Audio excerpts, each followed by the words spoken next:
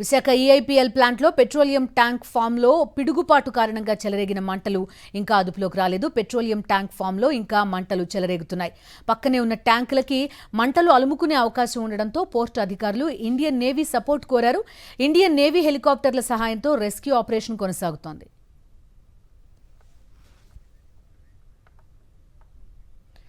పూర్తి డీటెయిల్స్ అందిస్తారు మా కరెస్పాండెంట్ నరేష్ జాయిన్ అవుతున్నారు. నరేష్, చెప్పండి, పక్కనున్న ట్యాంకులకు కూడా అంటుకునే ప్రమాదం ఉన్నట్టుగా చెప్తున్నారు. ఎలాంటి సహాయక చర్యలు కొనసాగుతున్నాయి? హెలికాప్టర్ల ద్వారా ఈ మంటల్ని కంట్రోల్ చేసే ప్రయత్నం చేస్తున్నారా? అప్డేట్స్ ఏంటి నరేష్?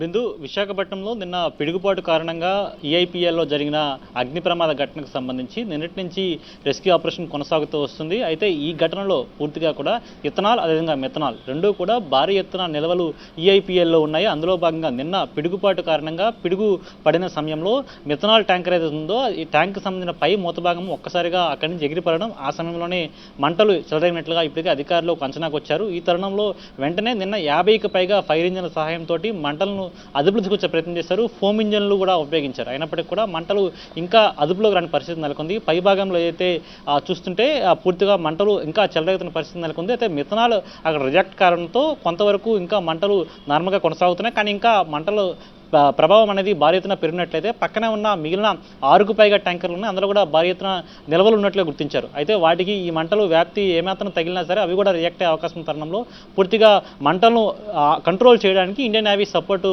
కోరారు పోర్టు అధికారులు. అయితే ఇండియన్ నేవీ అధికారులు హెలికాప్టర్ సహాయంతో పైభాగం నుంచి మంటలను ఆర్పే ప్రయత్నం చేస్తున్నారు. చాలా ఫోర్స్గా పైభాగం నుంచి ఒక్కసారిగా వాటర్ని రిలీజ్ చేయడంతో కొంతవరకు మంటలు అదుపులో తీసుకురావడానికి ప్రయత్నిస్తున్నప్పటికీ కూడా ఇప్పటికీ ఇంకా మంటలు అదుపులో కాని పరిస్థితి. అయితే పూర్తిగా కూడా ట్యాంక్ సంబంధించిన 4 వైపుల నుంచి కూడా ఒకవైపు ఫోమ్ ఇంజన్లు అదేవిధంగా ఫైర్ ఇంజన్ల సహాయంతో కూడా చాలా ఫోర్స్గా వాటర్ని పైకి పంపిస్తున్నప్పటికీ కూడా ఇంకా పై భాగంలో మంటలు అలాగే కనిపిస్తున్న పరిస్థితి నెలకొంది. అయితే ట్యాంక్కి సంబంధించిన ముందు భాగం ఇప్పటికే పూర్తి భాగంలో పూర్తిగా దగ్ధమైంది. అయితే పై భాగంలో మరోవైపు ఇంకా మిథనాల్ నిల్వలు ఉండడంతో వాటి రియాక్షన్ అనేది ఇంకా రియాక్షన్ కొనసాగుతూ వస్తుంది. అయితే ఈ రియాక్షన్ కారణంగా మంటలు వ్యాప్తి మరింత పెరిగినట్లయితే పక్క భాగంలో ఉన్న మిగిలిన ట్యాంకర్లకి అంటుకునే అవకాశం ఉంది. అయితే మరోవైపు ఈఐపీఎల్కి సంబంధించిన పక్క భాగంలో మరోవైపు లెఫ్ట్ సైడ్లో హెచ్పిసిఎల్ ట్యాంకర్లు ఉన్నాం.